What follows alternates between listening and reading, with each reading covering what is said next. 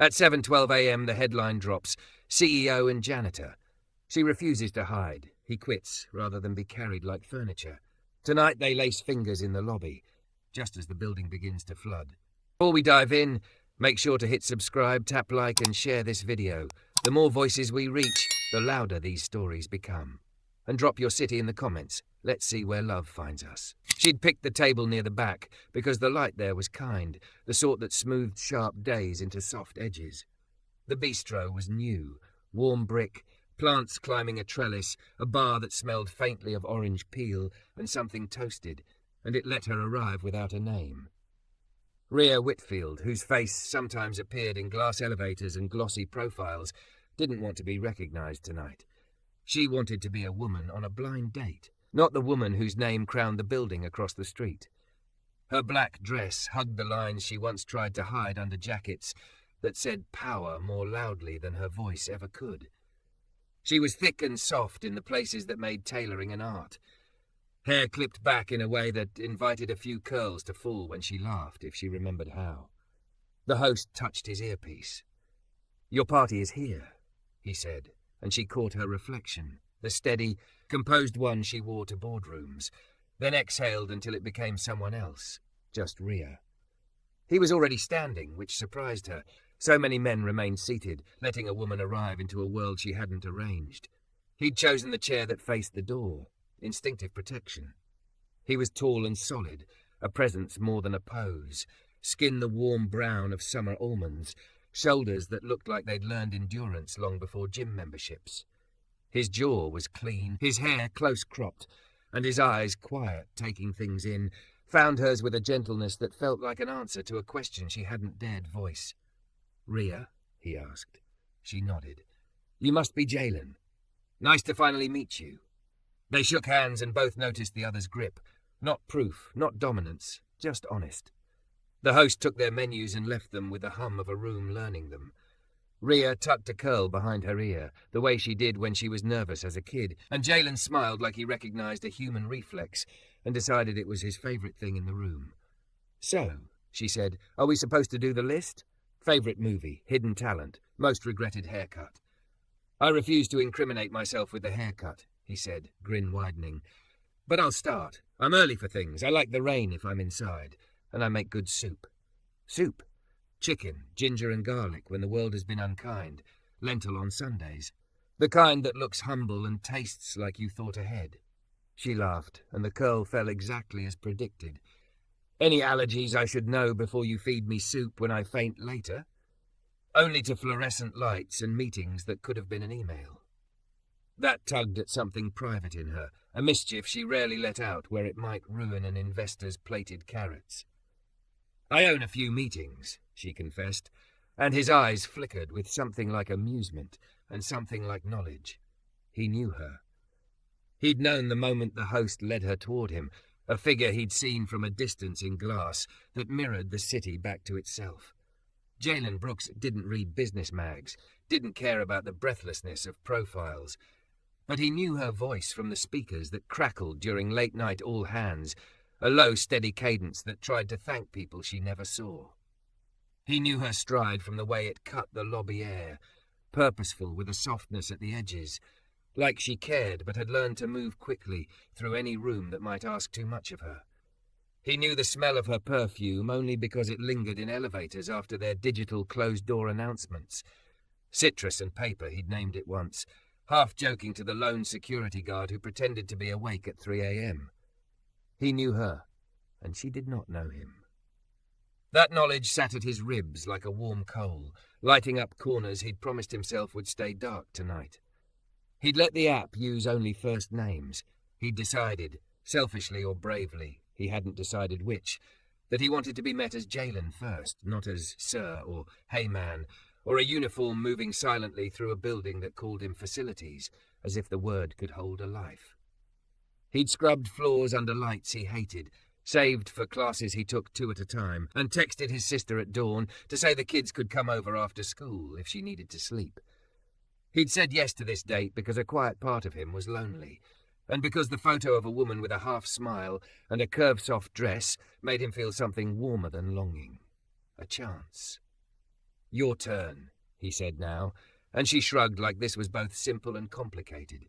I'm punctual to a fault, Rhea said. I like the rain if I'm under it. I make good apologies, but too late sometimes. I can't handle licorice or cruelty. The server arrived with water, and the moment snapped into small choices. Rhea ordered a mezcal old-fashioned because it reminded her there were parts of the world she hadn't turned into calendar invites. Jalen asked for ginger ale, partly because he liked simple sweet things, partly because alcohol on an empty stomach made the room tilt, and he treasured steady rooms. Blind dates, she said, rotating her glass with the care of someone turning a problem over. I haven't done this since my assistant bullied me into being a person again. Do you do what she says often? She's terrifying. Then she's good. Too good. She picked this place. She has taste, he said, and motioned at her dress with a respect that didn't trespass. So do you. Rhea considered the word taste. Most days hers was a shield. Good leather, good pens, good decisions whose goodness could be measured in quarterly returns. Tonight, she felt the dress holding her like a friend who knew you could be both fear and invitation at once. What about you? She asked. Who bullied you into not cancelling an hour ago? My nephew, he said. He's 10. Heard half a phone call and told me to go be interesting. He also said I should ask you if you like comics before anything serious happens. She smiled again, and something in his chest answered. Do you? I do, he said, but I keep that information classified until at least the second date. So you're assuming there's a second? I'm assuming you're brave enough to leave the decision open. They ate slowly. He told her about the music he played badly but loved, old soul records with horns that could talk, gospel that could lift the roof just enough to let hope in. She told him about her grandmother's kitchen, where everything was measured by hand, and forgiveness was a bowl set aside for anyone who arrived late. He told her about nights when the city felt like an aquarium, the way glass walled off people from the ones cleaning around them. She told him about mornings she sat in her car 2 blocks away, breathing until her face remembered how to be read as capable. When he asked what she did, she resisted the reflex to say, I lead, or I own. Or the sentence she'd built like scaffolding to hold herself up on days the climb felt too steep. Operations, she said, which was not untrue. I fix things people break when they're tired or scared. I try to build better rooms. He glanced at her then with a softness that made her want to look away, and not at all. That sounds like church, he said quietly. I'm out of practice. Most of us are. The bill arrived unrequested. She watched his hands when he reached for it, broad, careful, nick on the index finger like he'd lost a fight with a box cutter. He stopped. I'd like to, he said, but I also don't want to arm wrestle you under the table about it. Chivalry and consent in one sentence? I contain multitudes. They split it. Her card flashed a name she couldn't hide. The server didn't blink, bless him. But Jalen saw the way her eyes flickered to his face and then away. A woman measuring the size of a crack that had just appeared in a wall she hadn't meant to build. He should tell her. Right now, while the night was still gentle and the truth could be invited like another round of drinks. He should say he knew her voice, and the scuff of her shoes, and the way the elevator's left door lagged by half a second every Tuesday, because someone somewhere had learned to live with a flaw that no one thought justified a service call. But he wanted one more moment in which he was only the person sitting across from her, not the sum of a uniform and a hierarchy he hadn't invented. He wanted her to remember the ginger ale and the confession about soup before she remembered the world's cruel math. Walk? He asked. She nodded.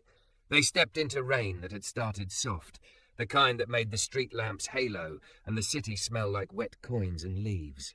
Across the way, her building glowed like an obedient star. She avoided looking at it and slipped her arm into his, surprising them both. He adjusted, not pulling her closer, simply becoming a warmer place to rest. Tell me something true, she said. He breathed. I know how to make broken things look like no one broke them. I'm good at it. Sometimes I'm afraid that means people won't learn where the sharp edges are. She looked up at him, rain gathering on her lashes. Tell me another. I knew your voice before tonight. She stopped. The street noise braided around their silence. Tires hushing through puddles, someone laughing under an awning, the sigh of a bus kneeling at the curb.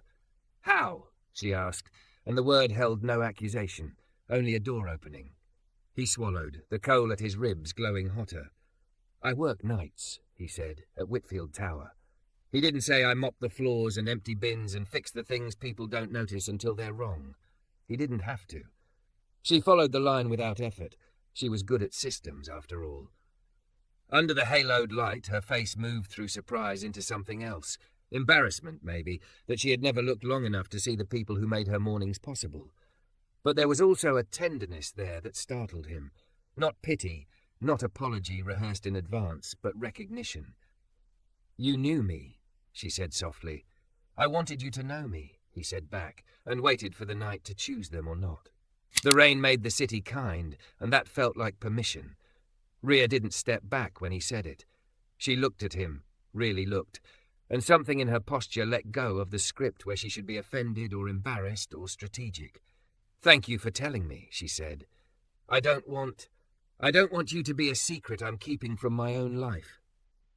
"That's the part I was afraid of," Jalen said. "Not that you'd be angry, that I'd become a version of me that only exists after dark." She nodded, eyes on the puddle that kept remaking the streetlight. "I'm not great at this, the being a person part. I can do policies and calendars and fire drills, but the part where it's just two people and no template." She tried a small laugh and didn't quite make it. "I'm out of practice." "We can write our own template," he said softly. "Couple rules to start. No meetings at your building. I don't ask for favours, you don't offer them. If it ever feels like I'm a story you're telling yourself, we stop." She looked up. "That last one goes both ways." "It does," he said, and the corner of his mouth tugged. "And I won't tell my nephew you hate comics." "I never said I hate them." "Great, he'll schedule our second date at a bookstore if I let him." "Let him," she said, surprising herself. "But first, breakfast? Breakfast? Tomorrow? Somewhere that doesn't have a press release." He hesitated as if testing the ground for traps he'd learned the hard way to expect. "Come over," he said finally. "I make Sunday soup." "Soup for breakfast? Soup when the day is unkind? Pancakes when you want applause?" Her smile landed this time. "Soup, then." They exchanged numbers like people who wanted to use them for things other than power. He walked her to her car and didn't touch her until she reached for him first, just a hand at his forearm as if to check the world for temperature. He was warm. He let her be the one to step away. In her penthouse kitchen, lights low, the city spread beneath her like a living graph she could no longer pretend was neutral. She kicked off her heels and watched the rain slick the glass. She texted him, "What time does Soup wake up?" He replied, 10. "Bring nothing. I have bowls and humility." She laughed alone and liked it. He lived in a walk-up with a stairwell that smelled like cumin and laundry soap. The third-floor landing had a chalk drawing of a dragon someone had started and everyone kept adding to. A wing had become a grocery list. A tail had collected smiley faces. A gold crown hovered over its head as if the building agreed. "We choose our own kings here." Jalen opened his door in a faded T-shirt and clean jeans. And there it was again, the presence without posture. The apartment was small, neat, windows cracked to let in a thread of fresh air. On the stove, a pot murmured. On the counter, ginger waited with its cut face open, garlic with its papery jacket stacked like tiny shed skins. A record player hummed, needle down on a horn that sounded like a voice learning to forgive itself. "Hi," she said, suddenly aware of her body in a way that didn't punish it. She'd worn dark jeans and a sweater that knew she was thick and curved and didn't apologize for either. His eyes travelled and returned to her face with reverence, like he was learning a route by landmarks he meant to remember. "Hi," he said. "I made you a safe place. Is that what soup is? On a good day." He handed her a wooden spoon. "Stir while I slice. Tell me one true thing you didn't say last night." She stirred, and the ginger rose into the room. "I keep a bag of flats under my desk for when my feet feel like an apology. I don't know who I think I'm apologizing to." "Gravity?" he offered. "Men with opinions." He snorted. It turned almost instantly into a smile. "You ever think about wearing the flats first and making them adjust?" "Every day," she said, "and then I forget at the door." He handed her a taste on the spoon. The broth was bright and gentle at the same time, like a door opening without squeaking. She closed her eyes and felt something in her chest unclench. When she opened them, he was watching not like a man waiting for a compliment, but like an artist reading a face for whether a piece of truth had landed. "You're good at this," she said. "I grew up in a house where food was the truce," he said. "You said something wrong, you learned to chop onions. By the time you cried, you could apologize. What about your nephew?" "He burns everything but toast," Jalen said, laughing. "He's 10 and convinced he will one day invent a better cereal. My sister works nights at the hospital. We're a village, whether we like it or not." They ate at his small table, knees nearly touching, cylinders of steam writing brief poems above their bowls. He told her his father had fixed things for a living, and as a theology, keep the water moving where it should, the heat where it belonged, the air clear enough to breathe. After he died, some of the fixing had become money, and some had stayed faith.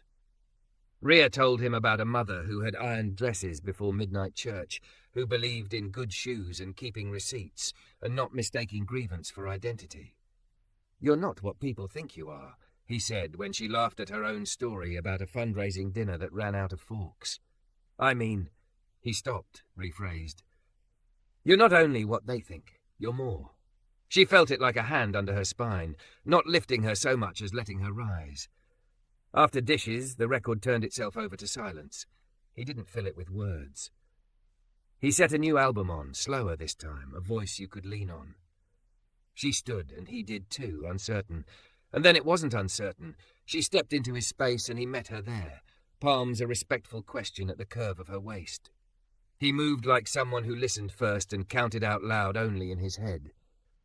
"Do you always make soup for strangers?" she asked into his shoulder, playful to keep from falling. "You weren't a stranger last night," he said.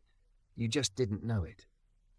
She felt the truth of that where his breath warmed the top of her head. He didn't kiss her. She didn't ask him to. The not kissing became a kind of shared heat that stayed even when the song ended.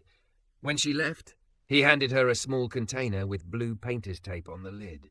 In black marker, "For when the day is unkind." Under it, smaller, "Add more ginger if the problem is men with opinions." She laughed all the way down the stairs and only paused when the neighbour from 3B poked her head out to scold someone for double parking.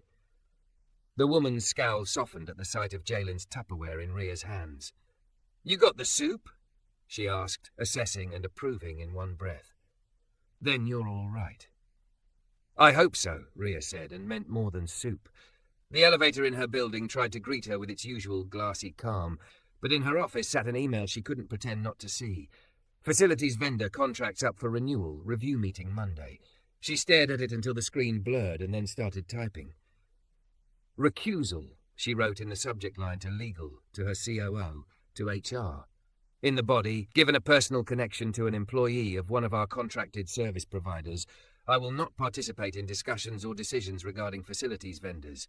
Please proceed without me. I will sign whatever consensus you reach. Transparency matters. Her finger hovered over send long enough to count 3 slow breaths. Then she clicked. The reply from legal pinged back in minutes. Noted. Appreciate the flag. She texted Jalen, "I took myself out of the room that could confuse us." 3 dots. Then, "That matters. Thank you."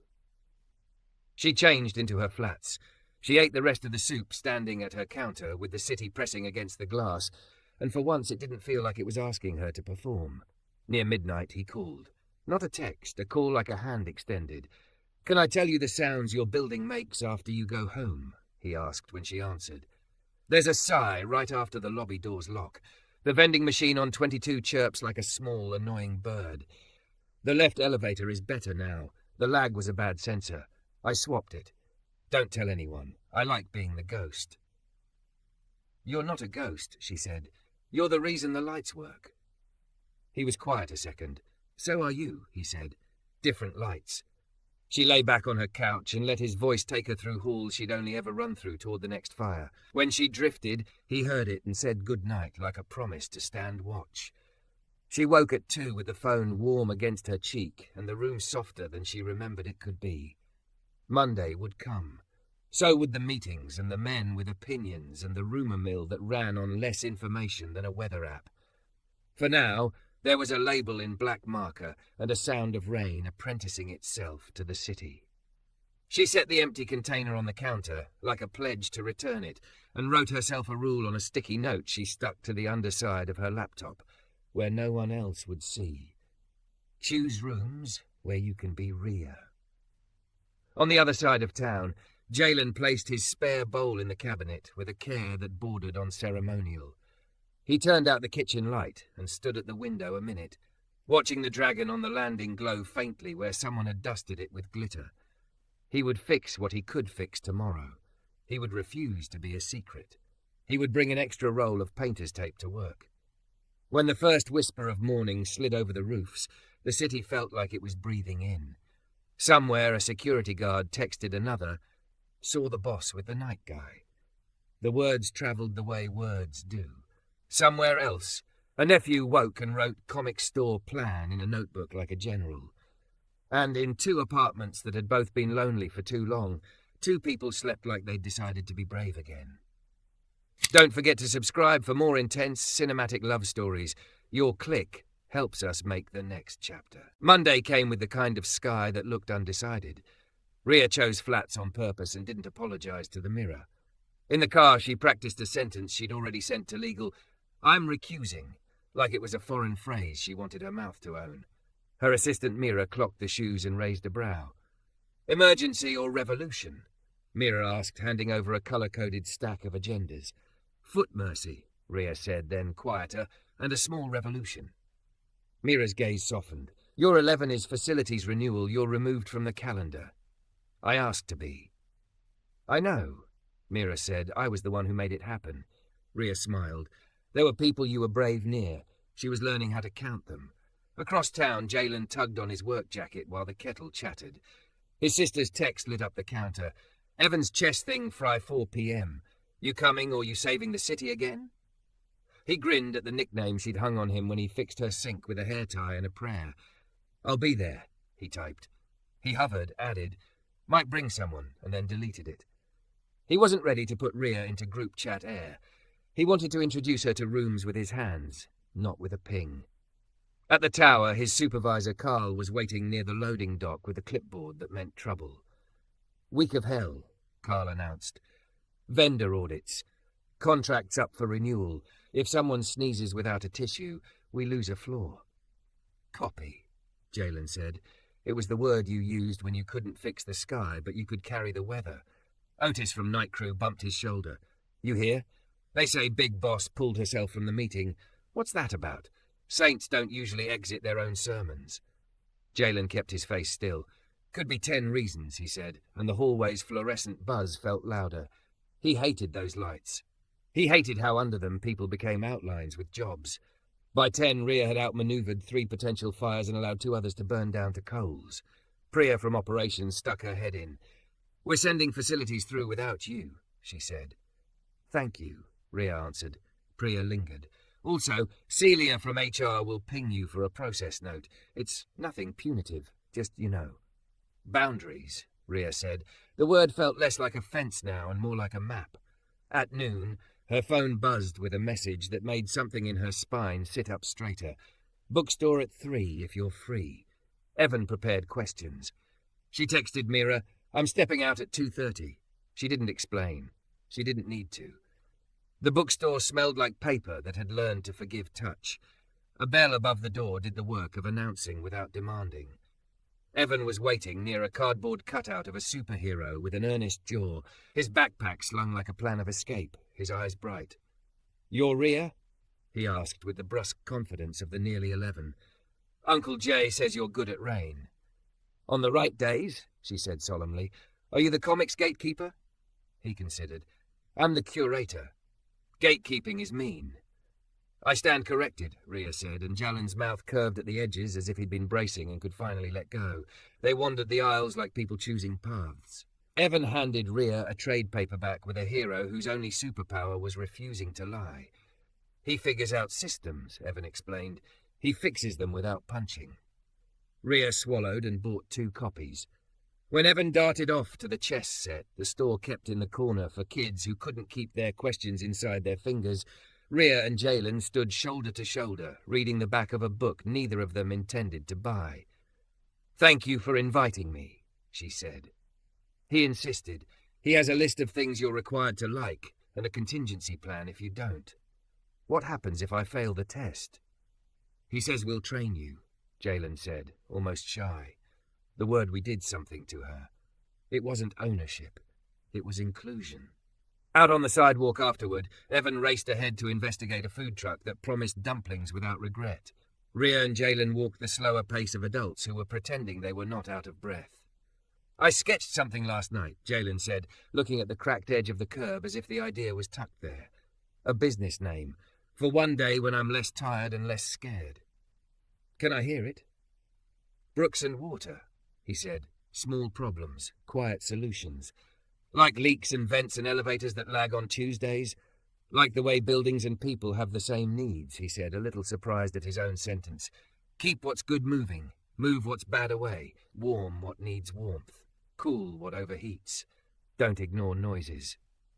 She reached for his hand, because the world had aligned into one small, honest thing.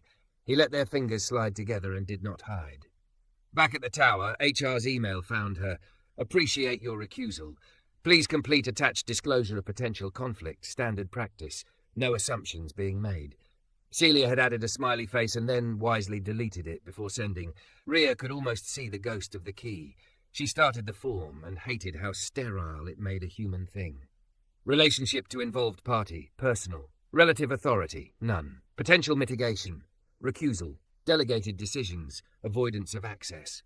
She typed answers like she was building guardrails around a garden she wanted to protect. At 6 she was still at her desk because habit wore grooves. Outside, the sky decided and dropped itself onto the city. Thunder made the glass ripple. Somewhere, a sensor shrieked. Her phone lit up. "Lobby leak, south entrance. We're on it. Go home," from Mira, who had taken to bossing kindly. Rhea grabbed a coat she didn't need and took the service elevator because she had a sudden childish compulsion to go where the problem was, instead of sending instructions toward it. The elevator sighed open into a corridor that smelled like wet concrete and fresh tape. Jalen was there with 2 of his crew, sleeves pushed, jaw lit by the ugly lights. Water had found a path it liked along a seam and was insisting. He held a wrench like a doctor holds an instrument he trusts. She stopped where she wouldn't be in the way. He glanced up, and in the thin half-second before he put his public face back on, she saw the flash of relief that she had come not to direct, but to accompany. He finished what his hands were doing, spoke quiet to Otis, nodded to the security guard who was worrying a mop like a rosary, and then peeled off toward her. "You shouldn't be down here," he said, and there was no scold in it. There was Lover's Care's first cousin. "I'm not in your way?" "Not yet," he said, pushing a wet curl off her forehead with a knuckle because his hands were soaked. The touch undid something deep. She wanted to step into him the way people step out of rain and into a doorway. She didn't. "There's an HR form," she said instead, because life is often a choice between metaphors and paperwork.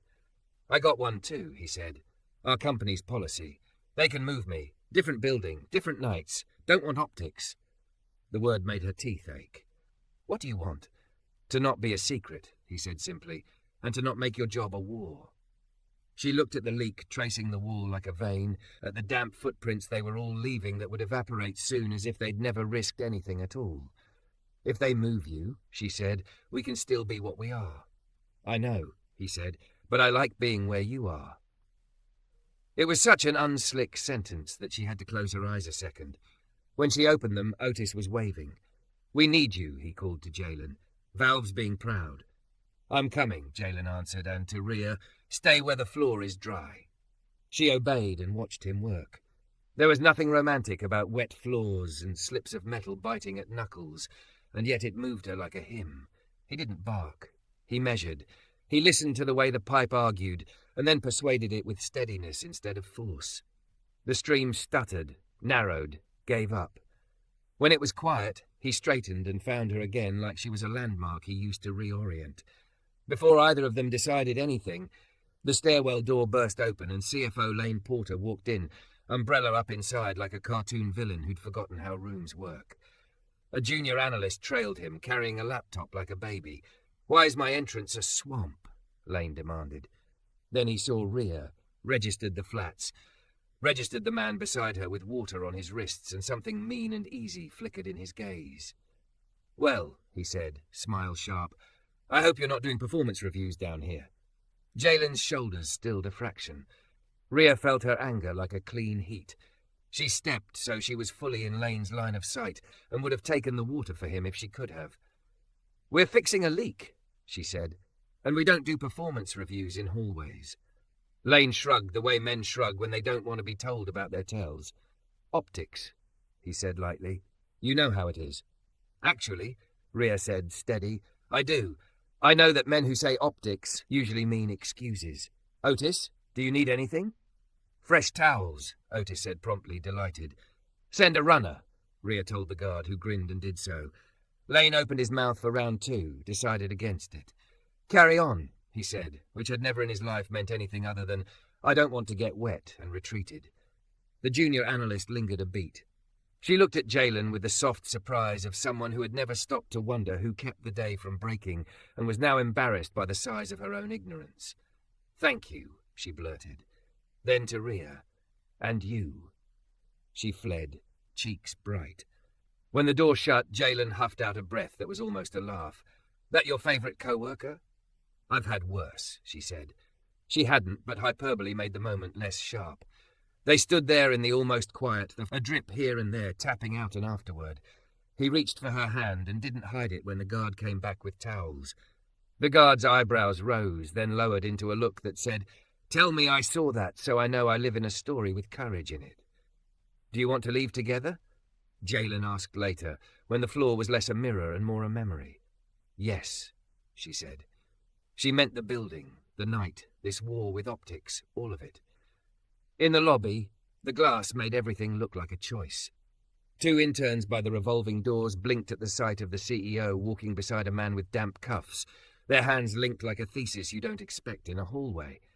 Rhea felt the old reflex to let go, to make herself easier to swallow. She didn't. She held on.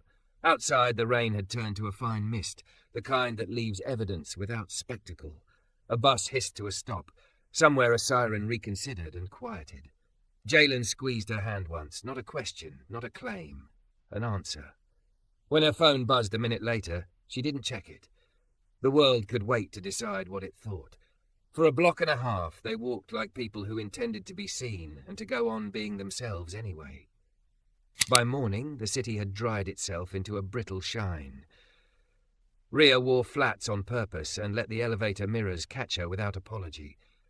The first email landed before her coffee. All staff rumor control reminder. Please avoid speculation.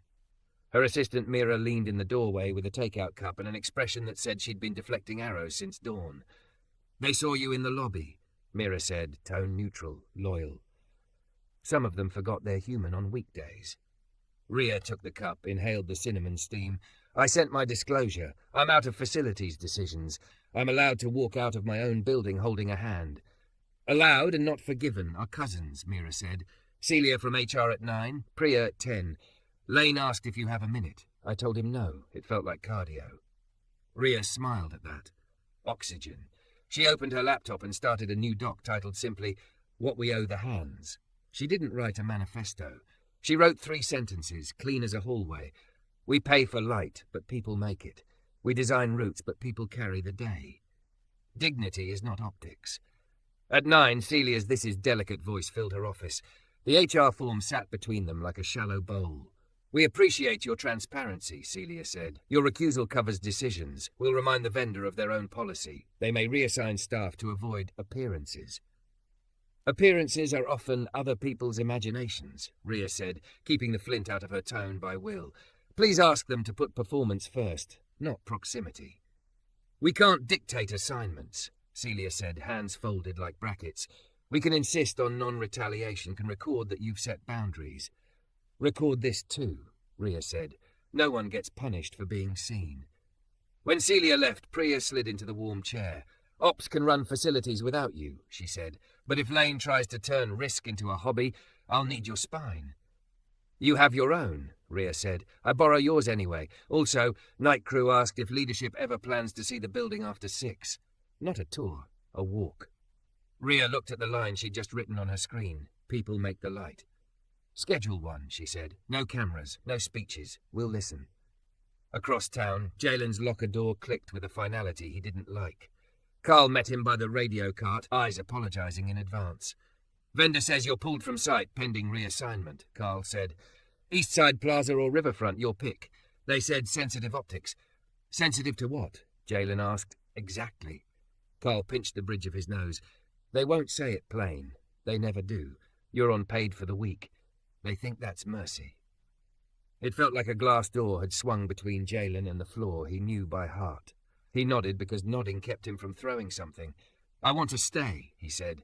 If I can't, I want to decide for myself where I go. Carl's mouth flattened. I'll push, but they've already highlighted your name in a spreadsheet.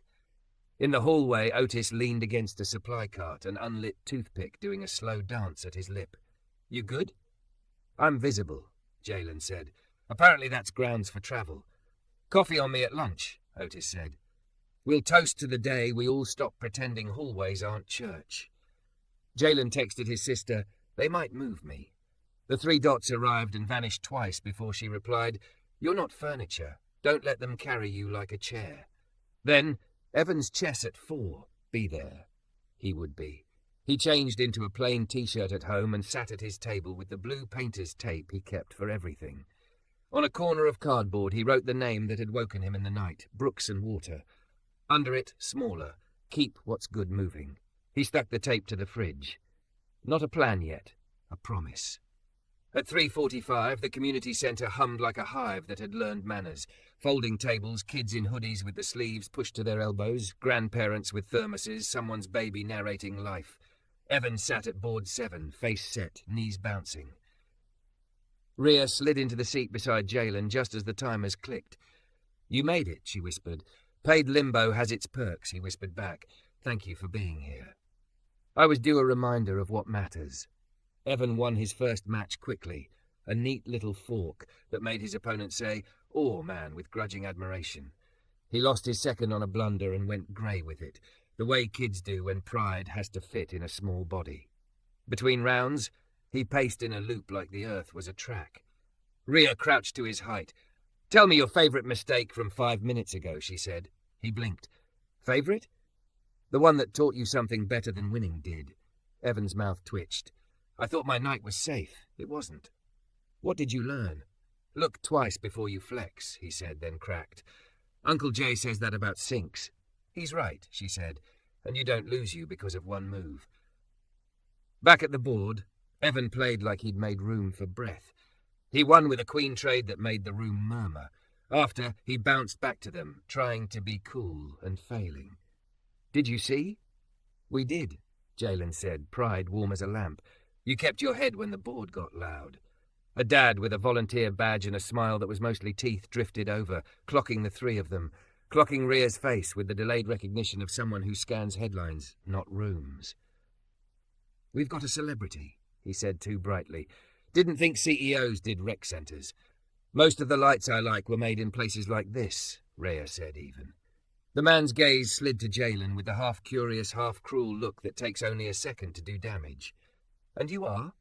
His coach, Evan said, stepping between men without realising he had. And my uncle, and he fixes real problems.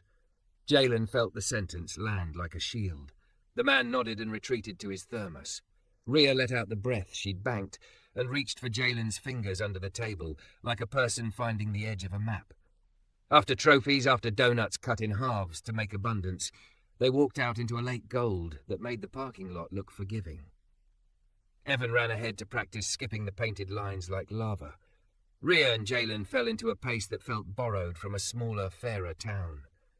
They pulled me from the tower, he said finally. Pending reassignment. The vendor thinks moving a person is like moving a mop. Celia warned me, Rhea said.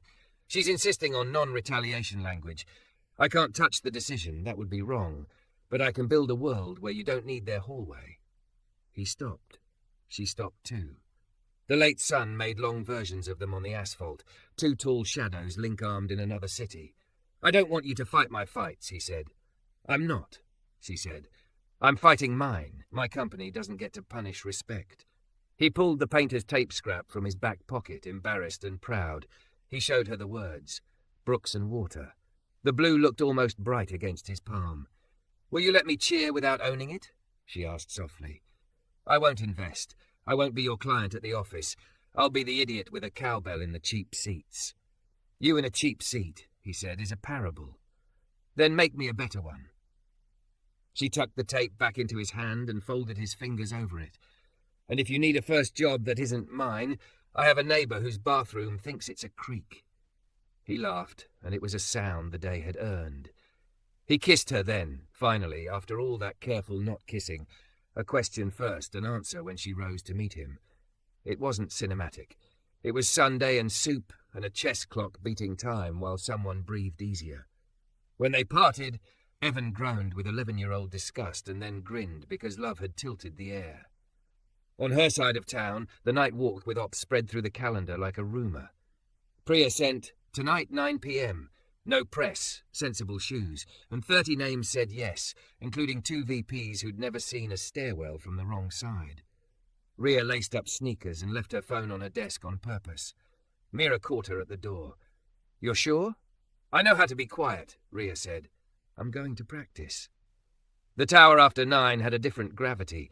The carpet swallowed sound, machines exhaled, the city pressed its face to the windows like a curious animal. Otis met them with a stack of earplugs no one needed and a grin that showed how surprise looks when it becomes hope. Jalen wasn't there. Pulled from sight meant pulled. But his work was. The elevator's new sensor. The valve that didn't shriek. The lobby seam that held. People pointed at small mercies like they were art. On 22, the vending machine chirped.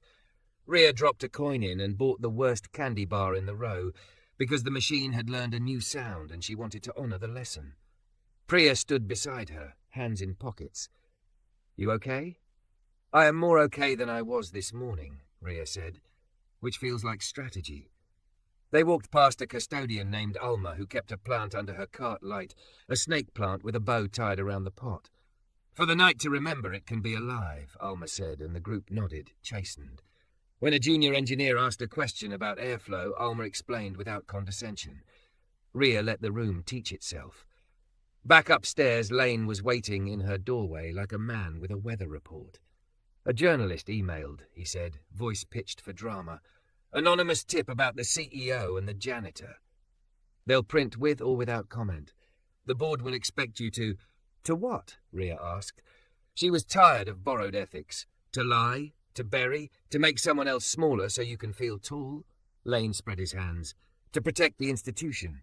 Optics matter. Optics are what cowards use when they've run out of facts," she said, gentler than the sentence deserved. "Here are my facts. I disclosed. I recused. I will not apologize for dignity. Draft a statement that says precisely that. If the board wants my resignation for being a person, they can ask for it on record." He blinked, thrown not by her defiance but by the ease with which she wore it. "You're making this bigger than it needs to be." "I'm letting it be exactly what it is," she said, "a test of what we mean when we say we value people." He left with the slumped grace of someone who'd lost a round to a better argument. Mira slid into the doorway as he slid out. "That was a lot."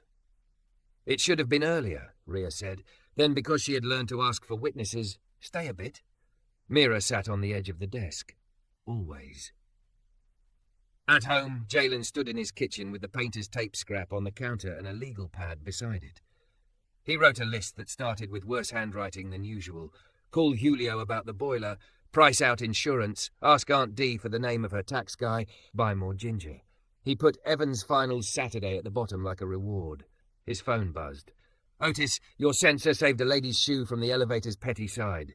They did a night walk, it wasn't theatre. A beat, then. She bought a candy bar from the demon machine. Salute." Jalen leaned his forehead against the cabinet and laughed until he had to sit. He texted Rhea, "I missed your building tonight. Not because of work." The dots pulsed. Her reply came back simple, "We missed you, not because of work." At 11, the journalist's email finally found her. Request for comment regarding relationship with building employee. She typed 2 lines and stopped editing them when they were true. I disclosed and recused from any decisions that touch his employer. We do not punish people for being seen. She hit send and closed the laptop on top of the sticky note that had started to feel like a vow. Choose rooms where you can be Rhea. On the fridge across town, the blue tape brightened a little in the kitchen light. Brooks and water. Keep what's good moving. The city exhaled. In the silence after, the next test gathered itself like weather at the edge of the map. The piece hit at 7:12 a.m., the kind of article with a headline that smirked and a body that pretended to be concerned. They used her quote, both lines without the usual haircut. I disclosed and recused from any decisions that touch his employer. We do not punish people for being seen. Mira forwarded it with nothing but a small heart, rare and therefore heavy. Priya replied all, night walk tonight still on. Lane sent, we need to talk. And Rhea deleted it without guilt, then put her flats on because her feet were not an apology. Across town, Carl's voice came from a corridor that always smelled faintly of mop water and resignation. Vendor made it official, he told Jalen. Reassignment to Riverfront. They say it's not punishment, it's rebalancing. Jalen looked past him to the door that led to a floor he knew by sound, the good elevator sensor, the vending machine chirp, the seams he'd coached into holding. I'm not furniture, he said, the sentence sounding like it had belonged to him for years. I'm not getting carried. Carl's jaw worked. You walking? I'm starting, Jalen said. He didn't say the name out loud because some words needed air without witnesses first. He folded his uniform shirt, placed it in the locker like a thank you, and left with his tools in a battered canvas bag and the blue painter's tape scrap in his pocket. He texted Rhea. I resigned. I'll be at Evans' finals at 4. Then I'm buying a plunger for an old lady who refuses to be defeated by a sink. She called, not texted. You okay? I'm scared enough to be honest, he said. I think that's how beginnings feel. Come by after chess, she said. I owe you soup.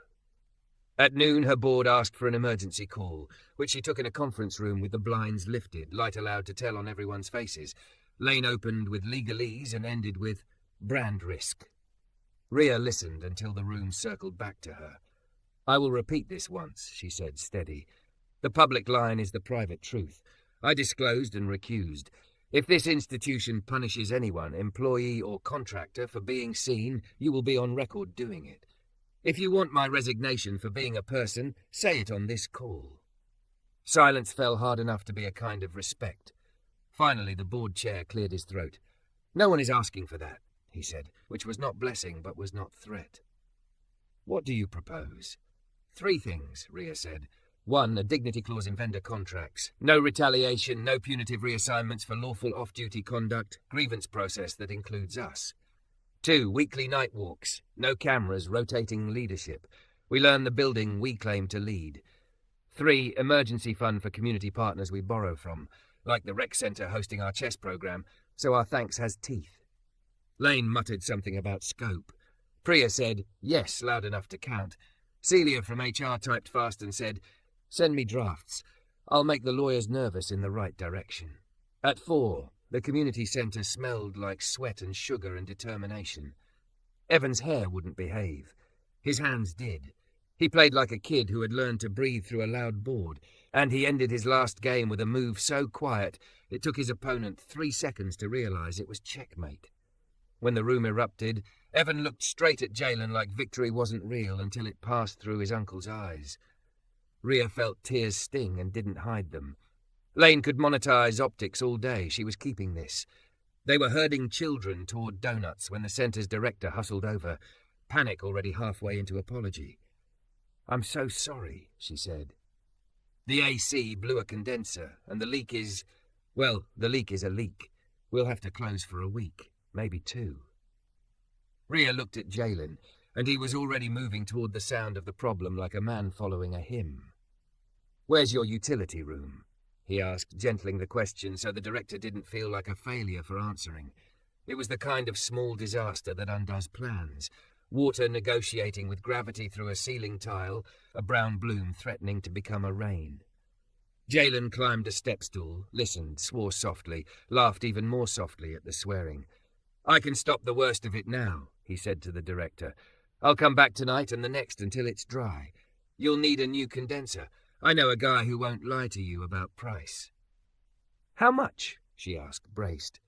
He pulled the painter's tape from his pocket, tore a strip, wrote Brooks and Water in block letters, and stuck it to the doorframe like a joke that was also a vow. "First call's on me," he said. "After that, we'll make it fair, and we'll put it in writing so you can sleep." Rhea stood back, heart scaling up to fit the moment. She could not pay. She would not offer. She would be the cowbell in cheap seats. She went to the bleachers and clapped until her palms hurt, yelling, "Yes, sir!" like a church auntie until Evan howled with laughter. By 9, the night walk moved through her building like a rumour that had decided to be policy. Alma showed her snake plant and said, "It breathes for the floor," and 3 men in suits nodded like they were learning kindergarten again. Otis told the story of the vending machine's chirp and the day he stopped hating it. Someone asked who fixed the elevator sensor. "A man who doesn't work here anymore," Otis said, "but his work still does." "Name?" asked the VP. "Jalen Brooks," Rhea said, aloud on purpose. The room absorbed it. "Names are stairs. Take each one." After, in her kitchen, she cut ginger coins with the concentration of a novice tending ritual. The soup simmered. The apartment softened.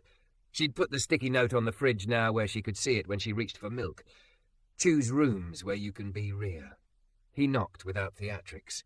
She opened the door, and the way he looked at her, the way she let herself be looked at, made something in both of them go quiet and sure. "How was your first job?" she asked. "Loud," he said, grinning. "The leak sang. I sang back. We reached an understanding." "They'll pay you." "They will," he said, "and if they can't, I'll bill less and sleep fine." They ate on the couch because chairs felt formal, and this was not. She handed him a spoon, and he took a breath like the steam had stories. "I'm proud of you," she said. "I'm proud of me, too," he said, and the honesty of it made her chest ache in a good way. They talked logistics because love without calendars is a young person's myth. He'd pick up a used van from a church deacon who trusted him. He'd call Julio about wholesale parts. He'd tell Carl where to send anyone who asked for him at the dock. He would not take the tower as a client. He would not be her contractor. They said the boundaries out loud and found that they didn't shrink the room. They gave it doors. Her phone pinged with an email from Priya, dignity clause attached. Draft rough, spine strong. Rhea forwarded it to legal and Celia with, "This is the hill." Mira texted a selfie from a stairwell with Alma's plant and the caption, "The night remembered." "Do you ever wish you were ordinary?" he asked suddenly, not unkind. "I used to," she said. "Then ordinary became a costume. I want to be particular and decent. I want my life to rhyme." He nodded like he'd been waiting to agree with that all along. He set the bowl down, reached for her carefully, hands at her waist the way a craftsman holds a precious thing, secure, not possessive. She climbed closer, thick and soft, and all the ways she'd once tried to flatten. He kissed her slow, like a man measuring a valve so it would hold. "Look twice before you flex," she murmured against his mouth, and he laughed into the kiss because Evan had gotten to both of them. Later, when the soup was gone and the city had quieted into its few honest sounds, they stood at her window. He pointed to the tower's silhouette and named the noises only he would know. The hum of the sub-basement fan, the pause before the lobby lights dim, the little sigh the building made when the doors locked. She pointed to the street below and named the people he had taught her to see. Alma's careful cart, Otis's laugh, the security guard's weary grace. "Tomorrow," he said, "I go to the DMV to say out loud that my work exists." "Tomorrow," she said, "I send a vendor a contract that says out loud that dignity exists." He looked at her then with a steadiness that was almost a vow. "We're not secrets." "No," she said, "we're the reason the lights work." He pulled the painter's tape from his pocket and set it on her counter. Together they wrote Brooks and Water again, this time in both their hands, letters uneven and therefore truer.